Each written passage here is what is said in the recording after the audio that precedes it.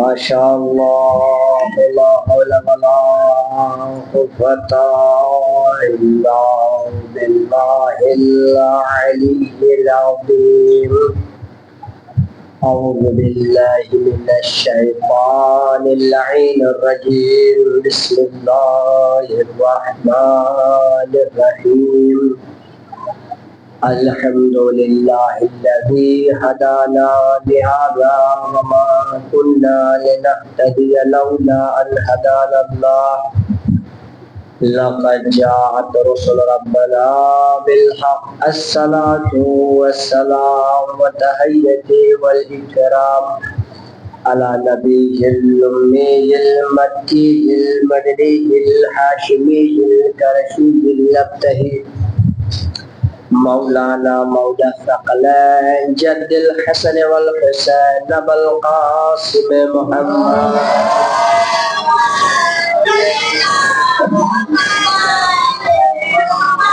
وعلى اہل بیتہ الطیبین الطاہرین المعصومین المظلومین المنتخبین المنتجبین وعلى لعنة الله على أعدائهم أجمعين من يومنا هذا إلى قيام يوم الدين. بسم الله الرحمن الرحيم. رب اشرح لي صدري ويسر لي أمري واحلل عقدة من لساني يفقهوا قولي. أما بعد فقد قال الله تبارك وتعالى في القرآن المجيد وقولوا الحق بالحق. بسم الله الرحمن الرحيم. إن الدين عند الله الإسلام.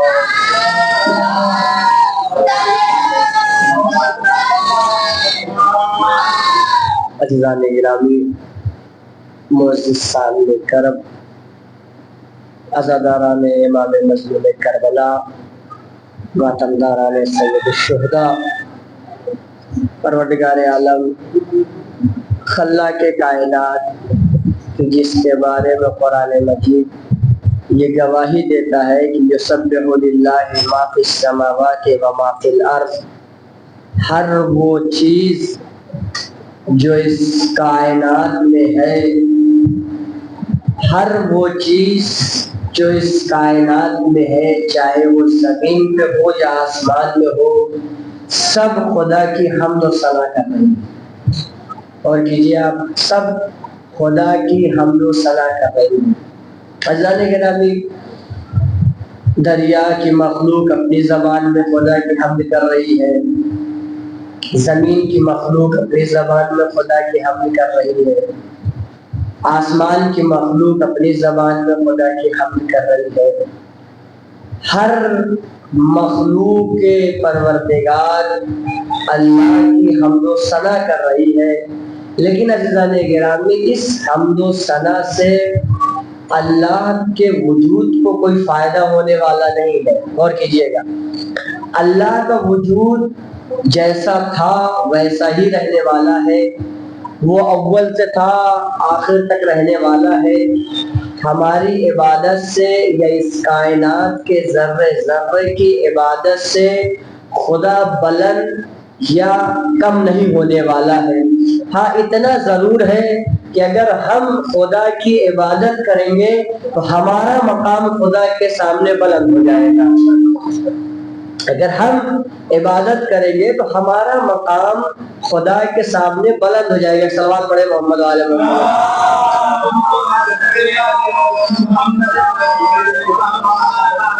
گرامی، کائنات کی ہر چیز، ذرہ ذرہ کائنات خدا کے حمد و ثنا میں لگا ہوا ہے. اور کیوں نہ لگے، کیونکہ حق شکر یہی ہے کہ خدا نے اگر ہمیں نعمت دی ہے اس نعمت کا شکریہ بجا لایا جائے. اب اللہ گرامی، آپ دیکھیں اسلام پہ بات چل رہی تھی، اسلام کے کانسیپٹ پہ بات چل رہی تھی، اسلام کے فلسفے پہ بات چل رہی تھی. اس کے پچھلی مجلسوں میں اسلام کا تھوڑا سا خاکہ میں نے آپ کے سامنے عرض کیا اور بتایا ہے کہ اسلام کیوں دیگر مذہب سے بالا اور بالا تر ہے.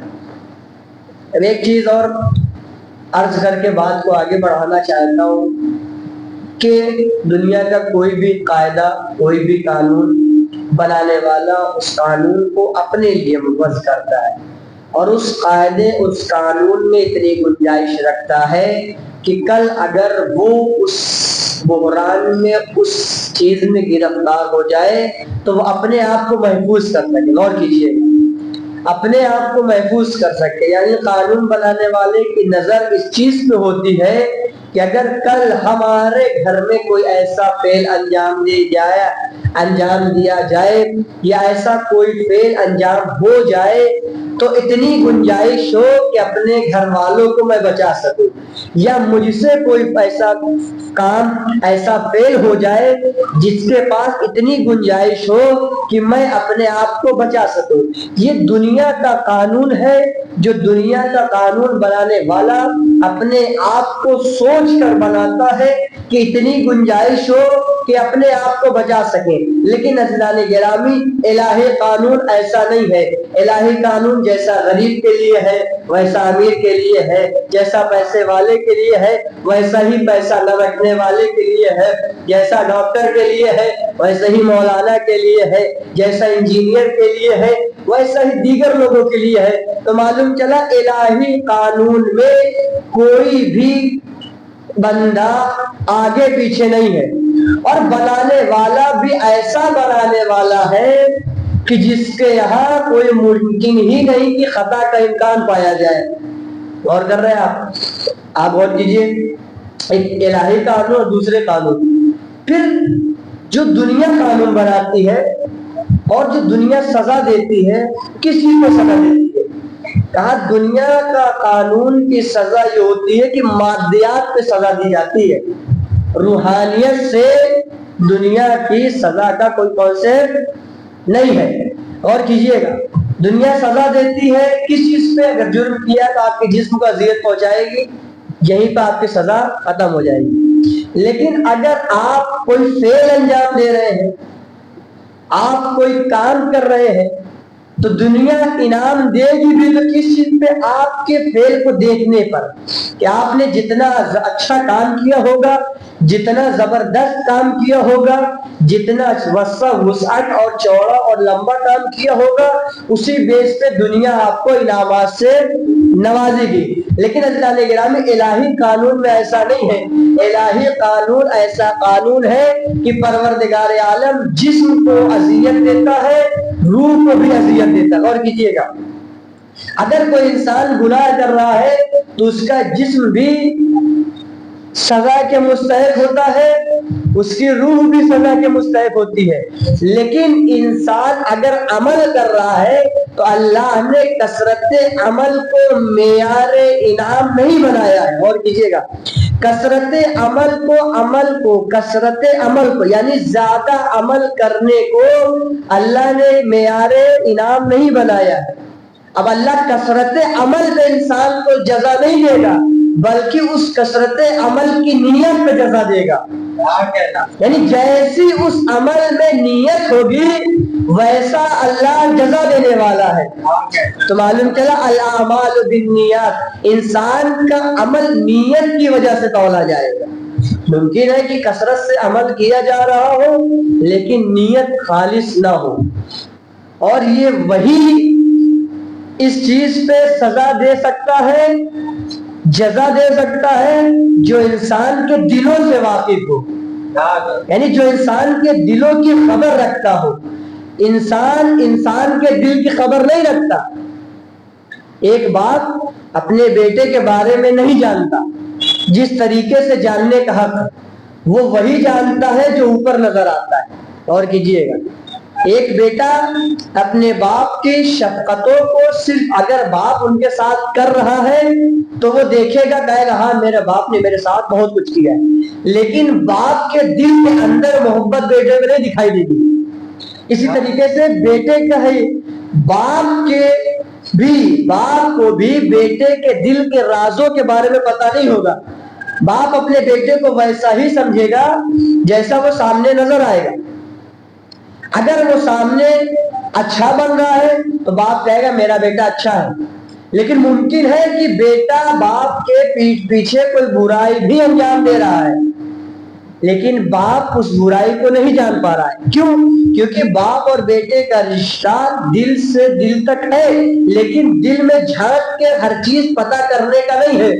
لیکن خداوند عالم انسان کے دلوں کے رازوں سے بھی واقف ہے کہ انسان کے دل میں کیا ہے، اس کا عمل میں کتنی خلاق، اتنا خلوص ہے، اس کا عمل کتنا خالص ہے. جیسا عمل خالص ہوگا، جیسی نیت خالص ہوگی، ویسے ہی خدا جزا دینے والا ہے. ایک صلوات پڑھے اوپر والے.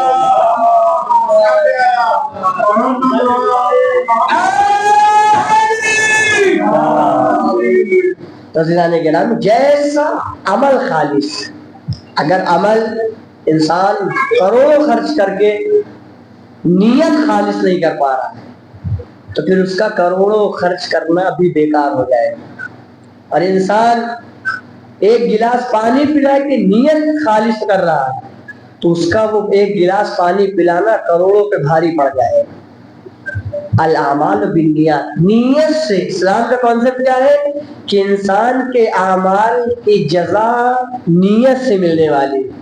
ممکن ہو میں ہوں، دکھانے کے لیے تو بہت اچھا ہوں، لیکن اللہ میرے دل کو جانتا ہے، اللہ میرے دل کو جانتا ہے، اور میری سزا اور جزا کا تعین بھی اللہ میرے دل سے کرنے والا ہے. میرے ظاہر کو دیکھ کے اللہ فیصلہ نہیں کرے گا، اللہ تو دلوں کے رازوں سے بھی واقف ہے. صلوات پڑھے محمد والے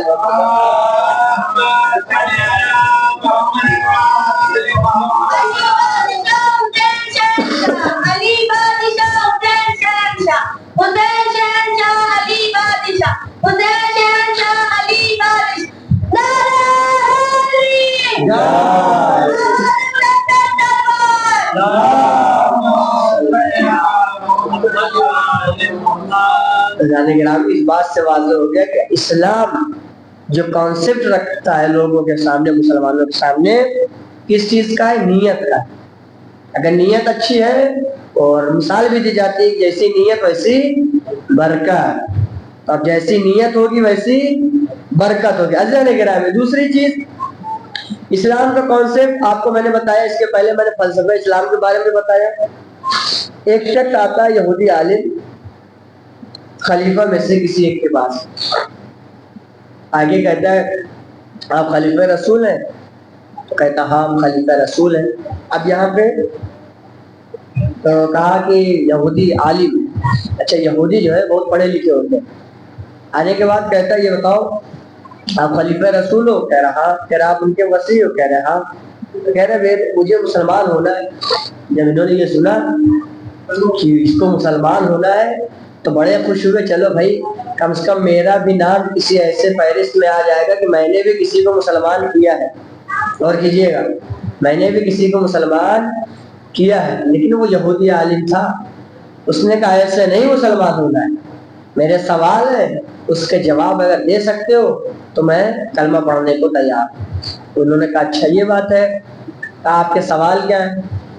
تو وہ کہتا ہے کہ آپ نے قرآن مجید میں آپ کے ایک آیت ہے. کہہ رہے کون سی آیت ہے؟ کہا ان اللہ علی کل شیء قدیر، اللہ بے شک اللہ ہر چیز پر قدرت رکھنے والا ہے. قدرت رکھنے والا. سوال یہ ہے کیا آپ کا خدا دوسرا خدا بنا سکتا ہے؟ اور کیجئے، کیا آپ کا خدا دوسرا خدا بنا سکتا ہے؟ اچھا، ابھی یہ سوال تو بڑا آسان ہے، لیکن جہاں نیا نیا اسلام آیا ہو، نئے نئے لوگ مسلمان ہو رہے ہوں، وہاں کے لیے یہ سوال بہت مشکل ہے. ابھی چونکہ ہم لوگوں نے دینیات میں ہمارے بچوں نے پڑھ رکھا ہے کہ دو خدا ہوتے تو کیا ہوتا، یہ ہوتا وہ ہوتا، تو یہ ہمارے لیے آسان ہو گیا. کیونکہ ورشوں گزر گئے، سالوں گزر گئے اس طریقے کے سوالات سنتے سنتے. اس وقت یہ سوال بڑا مشکل تھا. اچھا، انہوں نے کہا ٹھیک ہے، اس کا جواب جو ہے انہوں نے کہا کہ ایسا کرو، ہم میٹنگ بیٹھا لیں گے، اس سوال کو وہاں رکھیں گے علماء کے درمیان میں، جیسا وہ جواب دیں گے ہم آپ کو جواب دے دیں گے. تو انہوں نے کہا کہ 3 دن کے بعد آئیے گا، سوال کا جواب لے کر جائیے گا. اب انہوں نے کہا بھائی جو درباری علماء تھے ان کو بلایا، بلانے کے بعد چلو اس کے سوال کے جواب دو. تو انہوں نے کہا کہ ایسا کریے کہ آپ ہمیں کچھ وقت دیجیے تاکہ اس کے سوال کا جواب ہم تلاش کر سکیں۔ انہوں نے کہا ٹھیک ہے، آپ تھوڑا وقت لے لیجیے، 3 دن کا وقت لے لیجیے، آپ اس کے سوال کو تلاش کیجیے، جواب دیجیے۔ 3 دن کے بعد ہم نے اس کو بلایا ہے۔ اب یہ بات ہو ہی رہی تھی کہ 3 دن گزر گئے، دربار سج گیا۔ اچھا، جب کوئی سوال کرتا ہے اور اس کے اندر واقعاً جواب پانے کی خواہش ہوتی ہے، اب تو سوال بھی 2 طرح کا ہوتا ہے۔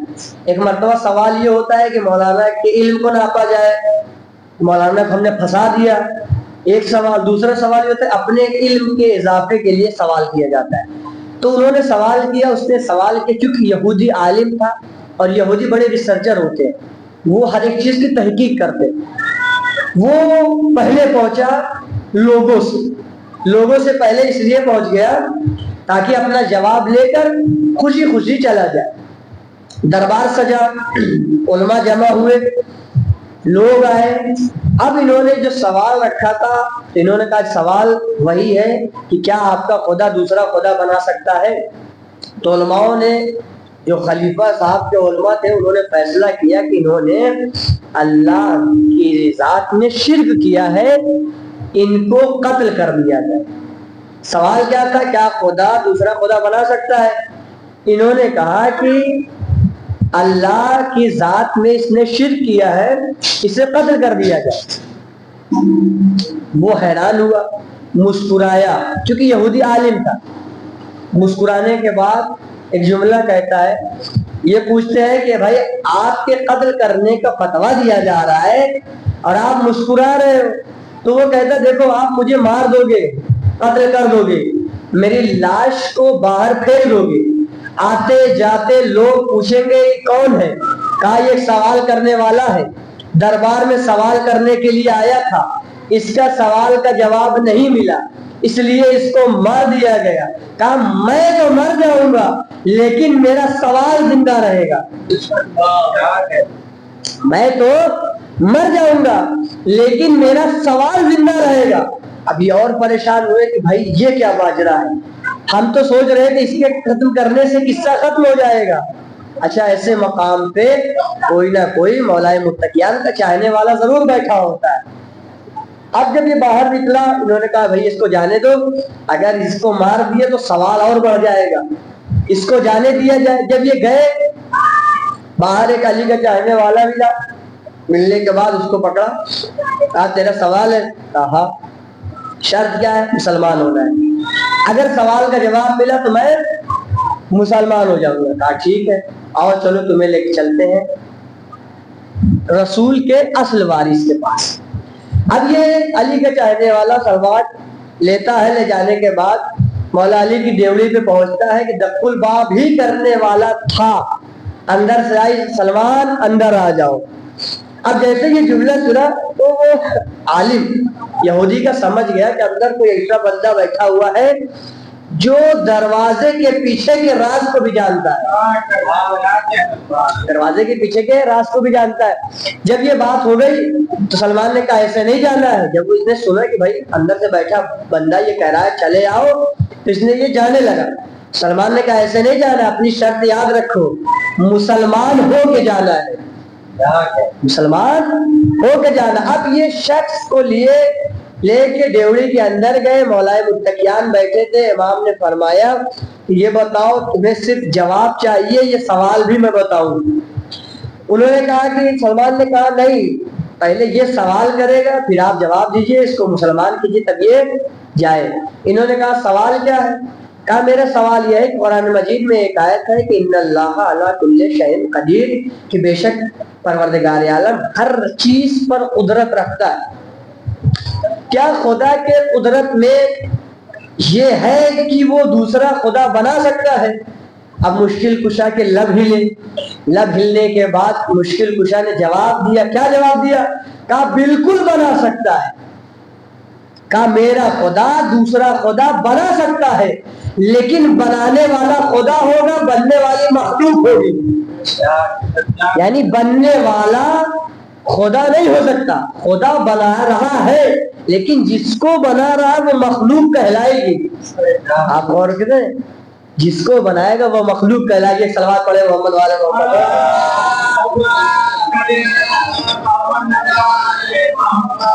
رضان گرامی، خدا ہر چیز پر قدرت رکھتا ہے اور خدا نے ہی اس اسلام کو پسند کیا ہے۔ اسلام خدا کے نزدیک دین ہے، دین خدا کے نزدیک اسلام ہے، اور وہ خدا جو ہر چیز پہ قادر ہے، ہر چیز پہ قدرت رکھتا ہے، کیا ہمارے دلوں کے راز کو نہیں جانتا ہوگا؟ یقیناً جانتا ہوگا۔ ہمارے دلوں کے راز خداوند عالم کو پتا ہے، کس دل میں کون سا راز چھپا ہے، کس دل میں کس کے لیے کون سا حسد، کون سا کینہ چھپا ہے۔ ہم آپ تو ہو سکتا ہے ظاہراً کوئی ہم سے ملے، مسکرا کے ملے، لیکن پیٹھ پیچھے برائی بھی کر رہا ہوں، میں تو نہیں جان پاؤں گا، آپ تو نہیں جان پائیں گے، لیکن جس کو سزا دینی ہے، جس کو جزا دینی ہے، وہ باخبر ہے اور سب سے زیادہ جاننے والا ہے، سب سے زیادہ خبر رکھنے والا ہے۔ وہ ایسا ہے جو نہ نیند کے غفلت میں آتا ہے، نہ ہی کسی چیز کی غفلت میں آتا ہے، نہ نیند کا غلبہ اس کے اوپر سوار ہوتا ہے، نہ وہ کسی کا بیٹا ہے، نہ اس کا کوئی بیٹا ہے۔ وہ صمد ہے، وہ واحد ہے، وہ احد ہے۔ اچھا، واحد اور احد میں بھی فرق ہے۔ اب آگے واحد نکل گیا، ہو سکتا ہے بچے جو ہے کنفیوز ہو جائیں۔ واحد کے بعد اثنین، ثلاثہ، اربعہ، خمسہ، ستہ، سبع، ثمانیہ، عشرہ آتا ہے، یعنی واحد کہتے ایک، اثنین کہتے دو، یعنی ایک کے بعد دوسری ہے۔ لیکن اللہ نے کہا قل هو اللہ احد، ان سے کہہ دو کہ اللہ ایک ہے، یعنی اللہ احد ہے، یعنی احد کے بعد کوئی دوسرا نہیں ہے۔ یعنی احد کے بعد اب یہ نہیں کہہ سکتے احد کے بعد کہے دو، تین، چار، نہیں، احد یعنی ایسا ایک ہے، اس کے بعد کوئی ایک نہیں۔ غور کر رہے ہیں آپ؟ ایسا ایک ہے، صلوات پڑھے محمد والے محمد۔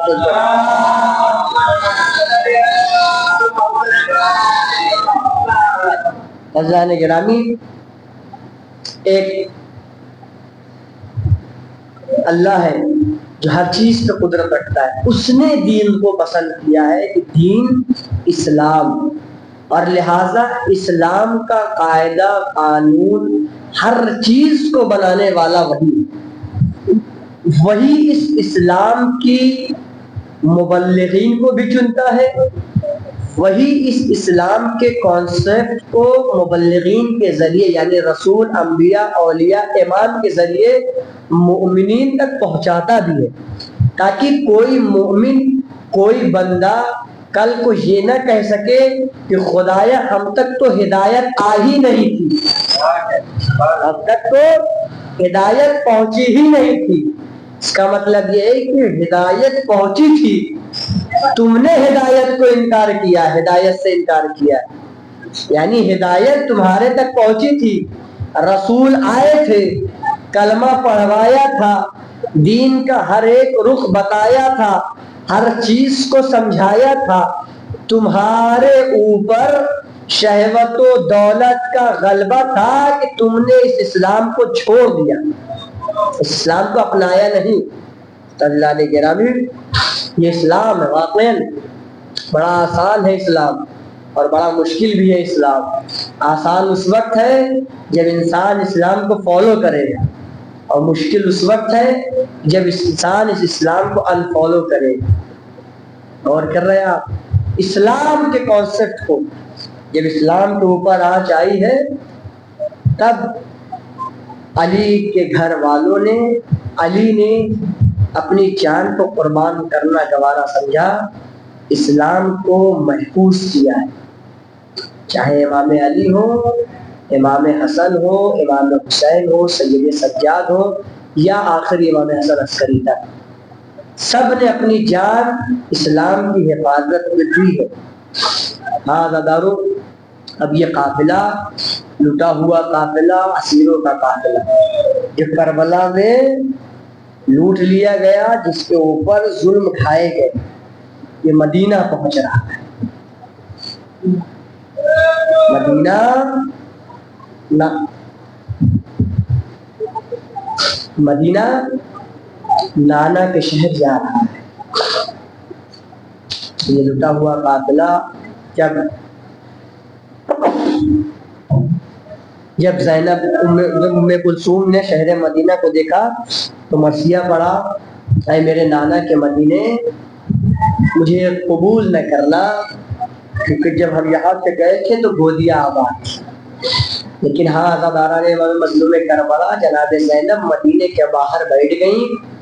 بیٹھنے کے بعد جناب زینب نے کہا میرا خیمہ یہی لگا دیا جائے، میں مدینے کے اندر نہیں جانا چاہتی۔ سید سجاد ہیں جو اب تک حسین زینب کو سنبھال رہے تھے، سید سجاد نے پھپھی اماں کو سنبھالا اور پھپھی اماں سے کچھ نہ کہا، بلکہ بشیر کو بلایا، کہا جاؤ بنی ہاشم کے محلے میں اتنی خبر دے دو کہ حسینی قافلہ آ گیا ہے۔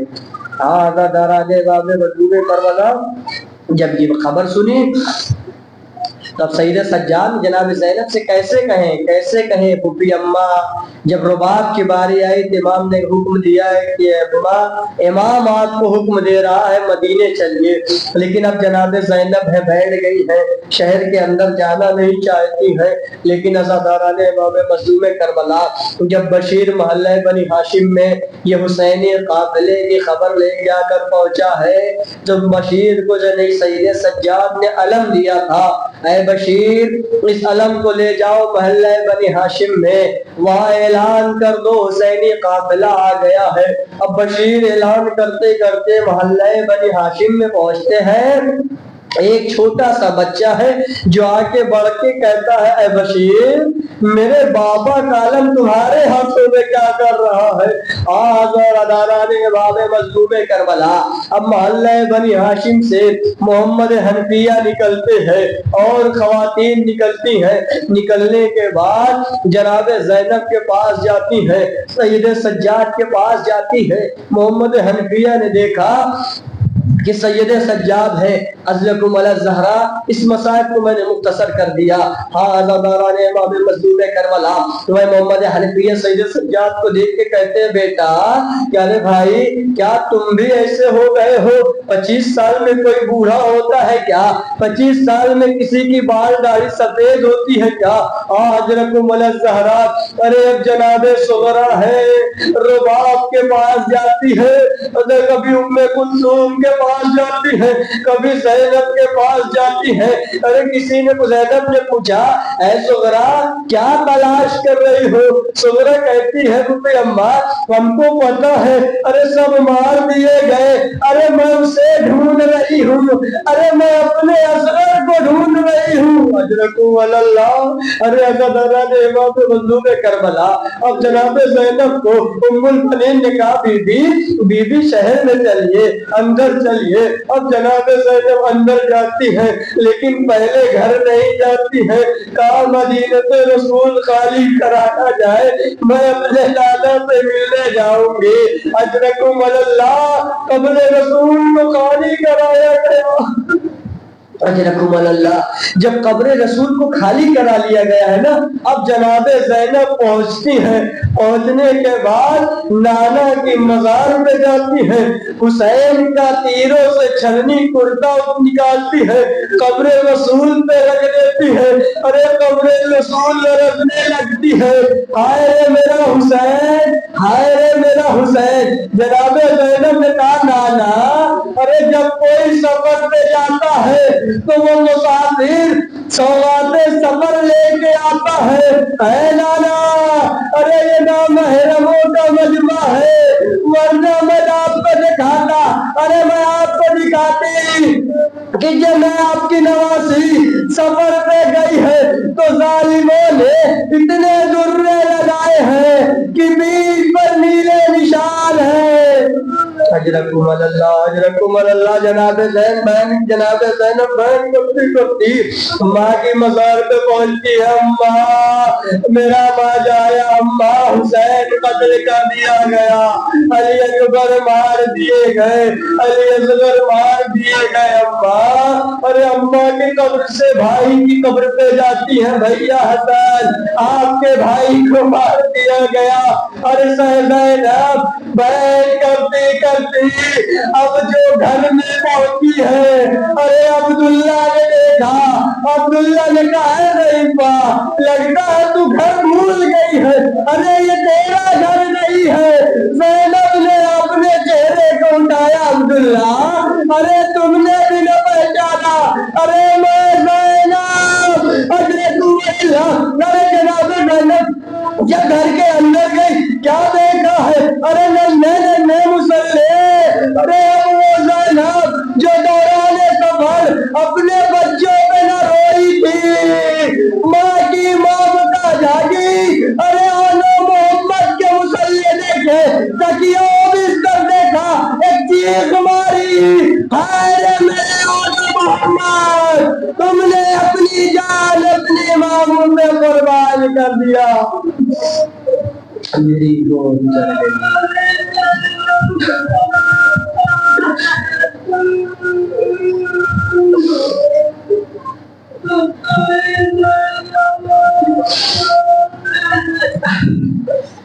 سيعلم الذين ظلموا أي منقلب ينقلبون۔